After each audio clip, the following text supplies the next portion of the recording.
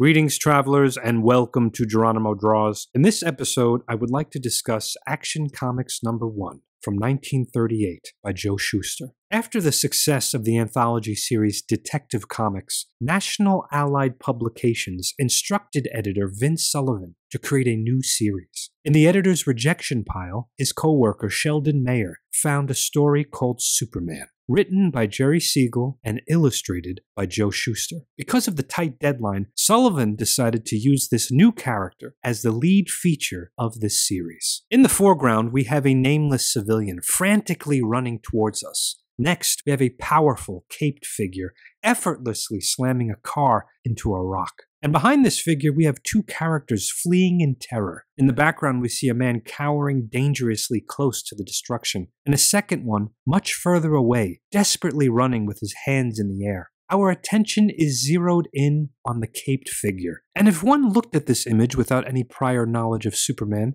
there is nothing to suggest that this character is the hero of the story. It's an aggressive image, with pieces of debris flying from the car all throughout the page. It seems as if Superman is lifting the car not to save these characters, but rather he is smashing it against a rock. And the background truly emphasizes that sense of danger. The colors are bright yellow and red, with sharp black speed lines, representative of an explosion rather than a glistening halo that symbolizes Superman's heroism. We also have the fleeing citizens. Visually, they do not appear like villains, not like typical gangsters with zoot suits, cigars, and Tommy guns. In fact, they're not even holding sacks of money to suggest they were part of a bank heist. After reading the story, the reader does discover that these characters are gangsters that have abducted Lois Lane. Shuster is not suggesting there was a damsel in distress on the cover. Instead, he wants to reinforce that Superman is beyond human, the Übermensch, a cartoonish depiction of Friedrich Nietzsche's philosophy that whatever doesn't kill you